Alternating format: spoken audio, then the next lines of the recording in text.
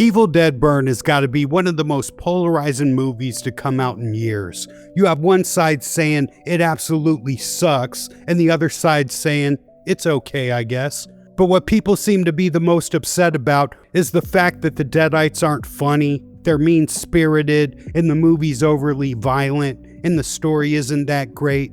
And I'm sitting here thinking like, what the hell kind of movie you think you're watching? I don't watch The Evil Dead expecting some amazing storyline like it's Citizen Kane. I watch it for the gore. That's like saying you go to Hooters for the wings, and I go there for the boobs.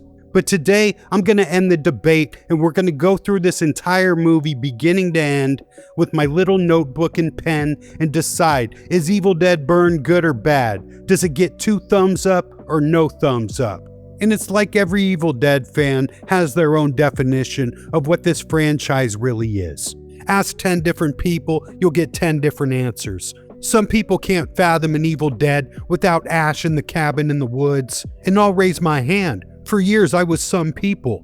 When the 2013 Evil Dead came, I met it with such resistance and contempt because I held on to the original trilogy so tightly and felt like it was blasphemy to even attempt to carry on the legacy. But needless to say, my old head stubbornness has eased up over the years because I realized Evil Dead doesn't need Ash to tell the story.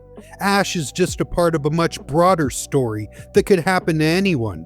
It's just a story about possessed Deadites summoned to the earth from hell to reap havoc on the world, and anyone can get it. Now, Ash was the most equipped to fight such Deadites, and was the most resourceful when it came to the creativity of violence he chose to inflict. The chainsaw, the boomstick, the slapstick. Ash was so comical, it felt like the Evil Dead enjoyed fucking with him rather than flat out killing him. Hence why he was so successful against them. Because when it came to the slapstick comedy, the Deadites brought a knife to a chainsaw fight, and immediately fucked up. And the series has kept thriving because Sam Raimi understood that you can't preserve a franchise by repeating yourself over and over. You preserve it by understanding what made it special in the first place, then finding a new way to express it. That's why I don't ask which Evil Dead movie is the best, because it's obviously Evil Dead 2. But I keep coming back to a different question now. Which one actually feels the most like Evil Dead, besides 1 and 2? And honestly, it's Evil Dead Burn. I'm not saying it's the greatest film in the franchise. Obviously, it's Evil Dead 2. And Army of Darkness remains my personal favorite because it's the movie that introduced me to this world. And after watching Evil Dead Burn, it has a ton of callbacks and Easter eggs from the previous films. You got a picture of Bruce Campbell in the house. It teases the use of a chainsaw before the protagonist instead picks a circular saw. It has a few callbacks, but ultimately, Evil Dead Burn makes an effort to stand on its own. And it's a difficult balance to pull off because nostalgia can become a trap. Horror franchises love reminding audiences things they already recognize. And Ash has way too many catchphrases to not want to steal. Hail to the king, baby. Shop smart. Shop S-smart. Groovy. And I felt like Evil Dead Rise did a little bit of this. And at the time, watching it in the theaters, it was fun. But it didn't end up being a long-lasting movie that stood on its own to me. Those moments might get a cheap pop from the fans, but doing the greatest hits doesn't always make the movie better. And I'm not even saying Evil Dead Burn was a great movie. However, it understood the assignment when it came to making an Evil Dead movie. The story wasn't amazing, the characters weren't that interesting. The main character Alice was good. I liked her in the movie Climax, and I think she's really hot, so I give her Baddie of the Week. Since she was pretty nice to look at, her acting immediately becomes better. But she pulled off the whole final girl trope pretty good. And all these people are complaining online that the movie's woke, you got a girl boss, it makes the men look like shit. That's the premise of every fucking horror movie that's come out in the last 80 years. Texas Chainsaw Massacre, Halloween, Nightmare on Elm Street. Shut the fuck up. But I didn't feel too drawn to the rest of the family. The acting wasn't that strong, and all around they were really dislikable characters. The guy who played Joseph was really good at being a slimy weasel who tries to come off nicer than he actually is, when he's actually an undercover piece of shit who reopens the Book of the Dead to get some research on a book he's making and not worried about the consequences. But he looks like a male version of Millie Bobby Brown, and it's hard to take him serious. And the storyline was pretty run-of-the-mill, Nothing you've never seen before. The same story told a million fucking times. But where the movie really finds its groove is with the gore. You could tell they were true students of Sam Raimi, and they found even more creative ways to kill a person after everything that's been done in the previous movies, so that's worth the price of admission alone. And this is the part of the video where we're about to get into spoilers, and I'm going to break down the whole movie beginning to end, because after seeing this in theaters, I was able to find a pretty damn good cam bootleg, so now I get to really give it a second watch. But I digress. So I'm literally just going to watch this movie again with a microphone in my face and record my thoughts, so enjoy. If you haven't seen this movie before and you don't want to be spoiled, I suggest you close your virgin ears now. But leave the video playing for God's sakes and put it on mute, or else you're going to fuck up my watch hours. And thank you. So the movie starts with Joseph listening to his grandfather's recordings talking about the Book of the Dead. He mentions an item he hid to keep the evil dead away. If it's opened, it'll unleash the evil dead onto the earth from sensing it. But Joseph doesn't care. He just wants to play with it. He doesn't give a shit about the consequences, and that choice basically seals his fate right then and there. By opening up the package with the items in it, it wakes up a Deadite, who people are saying is Jessica from Evil Dead Rise, who got possessed at the end of the movie and immediately goes searching for it. And we cut to two fishermen in the river just enjoying their day, ripping on each other, and one of them has to leave to take his girlfriend's phone call. And while he's gone, the other fisherman guy thinks he caught a big ass fish, but it turns out to be a dead person's skull. And immediately after that, he gets attacked by fish hooks like something out of Hellraiser. So we're already 4 minutes into the movie, and it's already time to lose your lunch. And when the other fisherman returns, he realizes his friend is in serious trouble. He's drowning in the water, so he rushes to save him and realizes he only pulled out half a torso. And sure enough, Jessica from Evil Dead Rise is peeking her head out the water and playing mind games. And this is where the issues with this movie typically start, because people are upset that the Evil Dead in this movie are way more meaner and there's no comedy to them. Which is true. And Evil Dead is rooted in comedy, but at the end of the day, you're watching a fucking horror movie, so get over it. You can't expect every Deadite to be a fucking comedian. You can't just expect everyone to get on stage and kill Tony. Metaphorically, they would literally.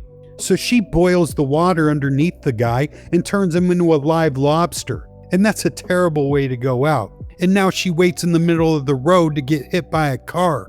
Sounds pretty counterproductive, but there's a reason for it. And now we rewind back to earlier that night, and that movie introduces our four main protagonists, or antagonists, or whatever.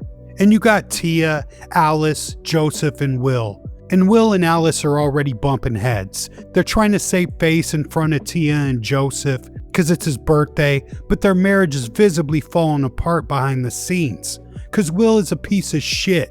He beats Alice, burns her with boiling water, talks shit to her all the time, and can't understand why she won't have his child.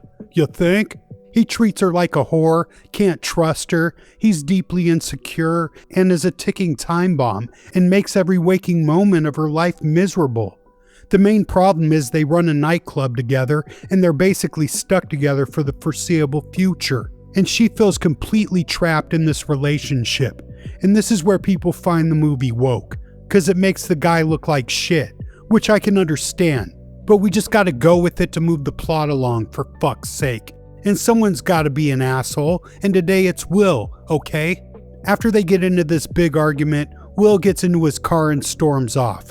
Her last words to him were "go to hell," and it's pretty fitting for what's about to happen next.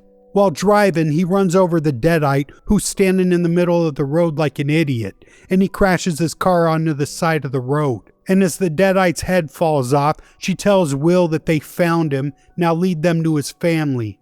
And I don't think this is Jessica, so somebody was selling wolf tickets telling me it was her. So she blows up his car, and there's your Evil Dead burn. Oh! And back at home, Alice has her wedding ring off because she's done with Will at this point. But now he's dead, so it's this awkward situation. She was basically going to leave him, but now he's dead and there's really no closure. Now she's got to act like she gives a shit to his family. Like they were this happy couple and this is a tragedy. but she isn't too good at faking it. She's pretty apathetic and emotionally numb from the whole situation. The family acts like he was this perfect son who could do no wrong and won't be convinced otherwise. But the family obviously hate her, and it seems like they always have, because they can't bring themselves to face the reality of their son, so they have to find someone to blame. And Alice shows up to the funeral in sweatpants and tennis shoes, and visibly without her wedding ring.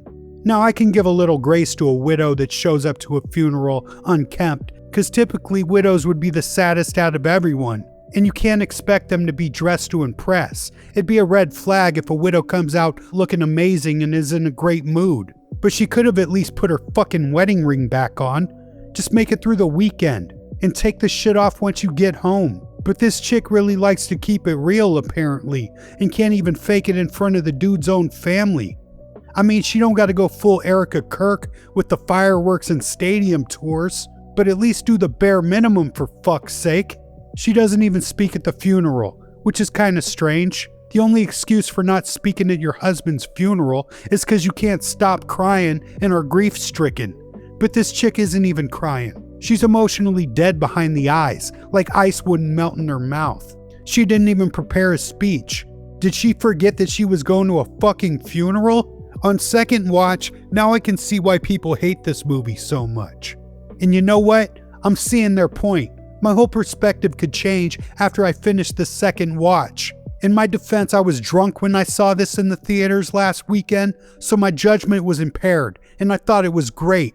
I'm sober now, so that perspective may change. We'll just have to see. All I know is Alice would be sad at my funeral if she was my boo. I'd make sure she'd miss me.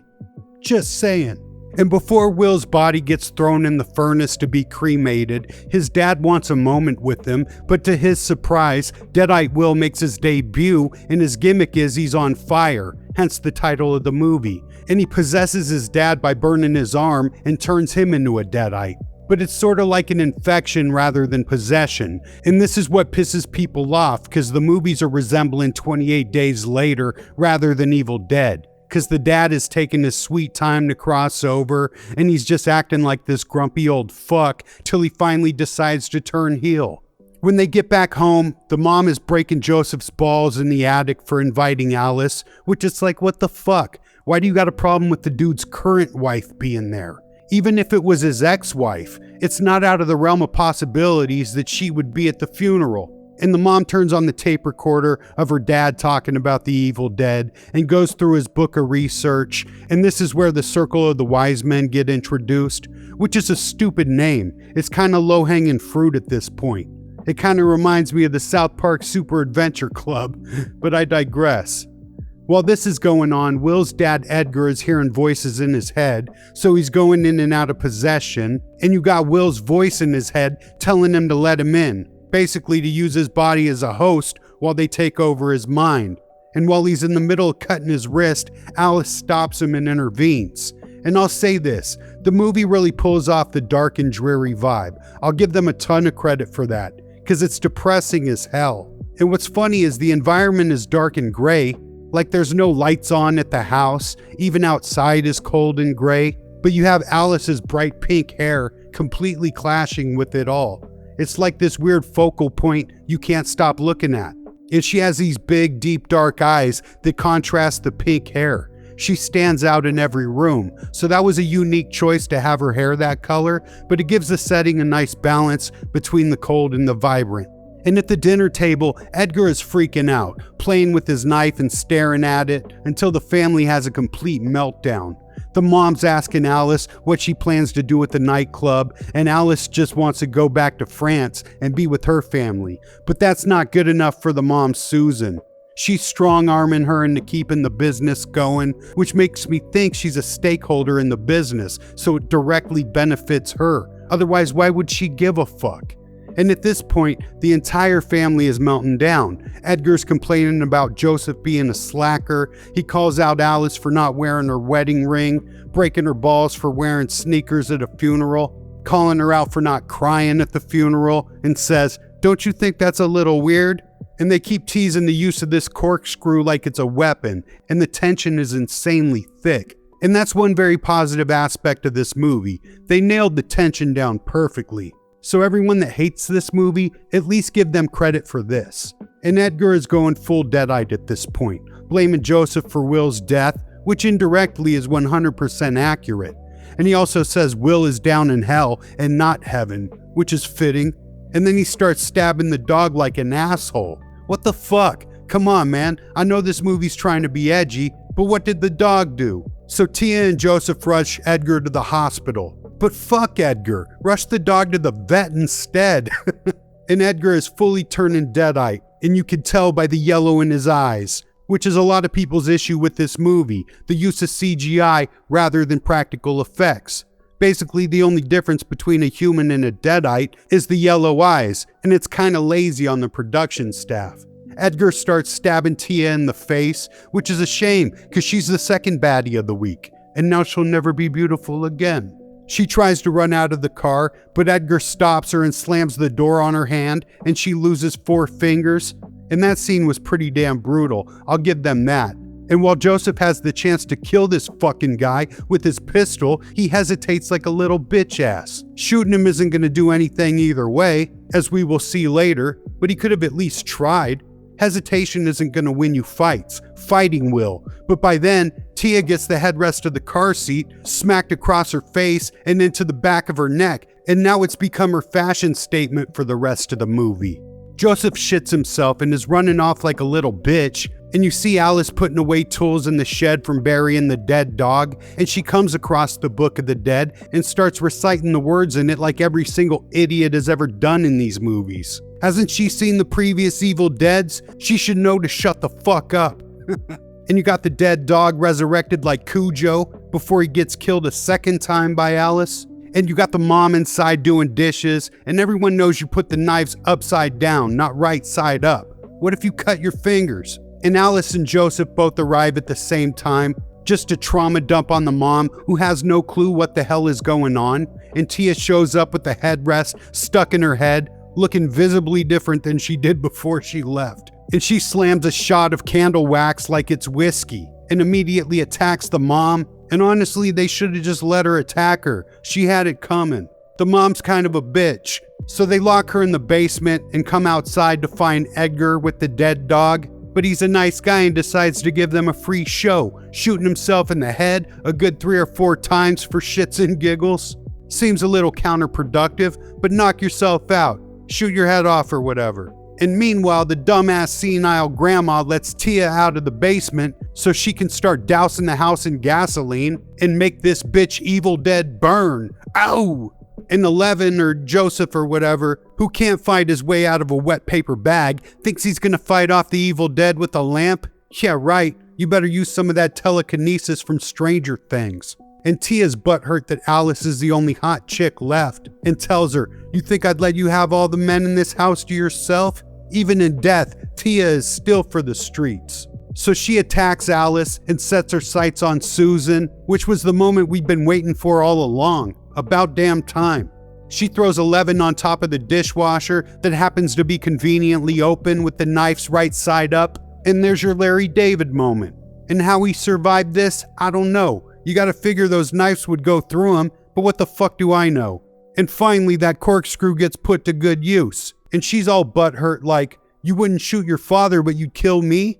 Duh, one's your dad and the other one's a chick you've known for a few months. The fuck do you think? But she decides to help him out with that and cuts her own throat out. And the grandma distracts her and tells her the money's under the mattress. You think this dead-ass chick came here for some money? She don't want your pork chop. She wants your life. She needs the Kandarian dagger, which was introduced in Evil Dead 2, and really did jack shit, but apparently it can kill the whole Evil Dead. And now they're just making shit up at this point. But she gets sneak attacked by Alice, who drops her down the stairs, and then Joseph bashes her head in like a pumpkin. And moments like this are the saving grace of this movie. The gore is insane, but they stole this whole scene from Irreversible. You can't tell me whoever directed this is not a Gaspar Noé fan. You got the chick from Climax here, the head bashing scene. They think we're stupid and wouldn't notice. And now the grandma's a deadite because Tia put her dentures in her mouth and gave it back to her, which is kind of like 28 Days Later. But the Evil Dead kind of picks and chooses who it wants to infect. At this point, everyone's made contact with Tia, so they should all be infected. But that would defeat the purpose of this whole movie, because if everyone was infected, they wouldn't know where the fucking dagger is. And they'd all just become Deadites for no reason. And now Susan gets seduced by her dead husband's blown up head, and they have the most awkward romance scene in the movie. And everyone's like, "Oh, how cute." And I think this movie's trying to tell us that the Evil Dead gets passed around to each other through kissing or saliva, kind of like an STD metaphor like in It Follows. But in that case, how did Edgar initially get infected? Did his dead son Will make out with him when we weren't looking? And Susan's mildly possessed but not full Deadite at this point. But she's trying to convince Joseph to give up the dagger before Edgar straight up attacks him. And I'm like, are you fucking stupid? You're gonna kill the one person who knows where the shit is? You attract bees with honey, motherfucker, not violence. And Edgar rubs Joseph's face into Tia's smashed face, which is pretty damn disturbing. I can only imagine it feels like warm apple pie. And at this point, Alice is like, what the fuck? This is not what she signed up for. But she sees a circular saw brush trimmer, and she's gonna go full Ash and fuck these Evil Dead jabronis up. Cause if they can bleed, then they can die twice. But the grandma intercepts her and shoves a pen straight into her ear hole, and puts her face up against the saw blade and tells Susan to pull the trigger on it. But Alice shoves a piece of glass into the grandma's face and sends her down the stairs with her little wheelchair elevator thing. And now Edgar is coming after them, and Susan is still bitching and complaining that it's all Alice's fault, because she's in complete denial. But at this point, she's been taken over by the Evil Dead and attacks Alice, and after a scuffle, she finally uses the damn circular saw, which she should have been doing from the beginning, and realizes this makes her job a hell of a lot easier. And she finally finds the dagger and sticks it in Joseph's face, and shuts him the fuck up, because he was talking a gang of shit. But it wasn't the right dagger, so now she's got to go through every single one till she finds it. And it turns out the Kandarian dagger was the tiniest one, a little micro penis of a dagger. No diddy. And you think the Evil Dead is tripping off this little prison shank? And then she drops the shit like an asshole, but luckily she's still got the saw, so that'll get her through this mess for the time being. And she escapes down the chimney and chopped up the mom and then the dad, and Ichi the killer's his fucking head and splits it in two. And Evil Dead burns this whole house down with all these assholes. But now it's time for the final boss, Deadite Will. And he says, "Remember when you told me to go to hell? You got your wish. But I shouldn't have hurt you, Alice. I should have killed you." Like, what the fuck did she do? I mean, I guess we never saw Will's side of the story. He could be completely justified for all we know, but that's not the movie we're watching. And he promises her, not even death will do us part. How clever. I guess this movie still has the cheesy one-liners like the OG, but lacks the same delivery of Bruce Campbell. And honestly, the final scene is the worst scene in this movie. The ending is complete dog shit. They don't know what kind of movie they want to be. An action movie, a zombie outbreak movie, or a supernatural movie. So they have the final showdown at a construction site, which has been done a million times before, and she gets thrown down some stairs with a piece of rebar going straight through her ankle on some Pet Cemetery type shit, which is always pretty brutal. So now this chick is deaf in one ear, probably won't be able to walk again, and she's gonna fight off the army of the dead. But lo and behold, she has this little micro penis dagger, which is supposed to do something. That shit wouldn't even kill me, let alone the final boss of the Evil Dead. But her dumbass throws the dagger in a puddle of boiling tar and reaches for the chainsaw as an Easter egg to Ash, which she should have just grabbed at this point. Why not? It's there. But instead, she chooses this jackhammer and hammers Will's dead ass back to death again. But that doesn't finish the job, so she puts the micro ditty penis dagger into his chest, and he transforms back to regular Will and tells her he loves her, and the movie gets all romantic out of nowhere, like he was always the nice and loving husband. But Alice says fuck that and gouges his eyeballs out of his skull and smashes his face to death. And that's that. She defeated the Deadite family, everyone's dead, then died again, then again. And now she crawls out to civilization with the dagger in her hand. And that's the end. She smokes a cigarette, kind of like a fuck you to Will, because he wanted her to quit so they could have a child. but that didn't work out. But before we cut to the credits, she looks to the screen almost like she's possessed now. So maybe the Evil Dead got into her and this curse just keeps going and going and going. And then we have the post-credit scene and it shows the grandma crawling into the woods with half a torso, kind of like that one fisherman in the beginning. And she's trying to find Alice now. Good luck with no legs. And she attacks this girl who pulls over to help her and presumably steals her legs or whatever. And then after that, we have a scene in the crematory and we see the urn of Ellie from Evil Dead Rise. And then Ellie makes a cameo in the mirror and creeps up behind this little girl and snaps her neck. And I guess that sets up the next Evil Dead movie. And the shit's just gonna keep going on forever. And to all the people that say this movie's woke, they sure as hell break all the woke rules. The first two people that get killed are black, and then they kill a dog and a little girl, so it's not really that woke. But all in all, this movie's decent, not terrible by any means, but not great either. It was fun to watch in the theaters, as are every Evil Dead movie, cause those levels of gore on a big screen go insanely hard every single time. You don't even need a good story for it to be fun. Is this a movie I'll watch on repeat? Absolutely not. But if it's on TV, I probably won't change the channel either. But all in all, I'll give it 2 half thumbs up, cause they got slammed in the car door. So that equals 1 thumb. And I didn't love this movie, but I didn't hate it either.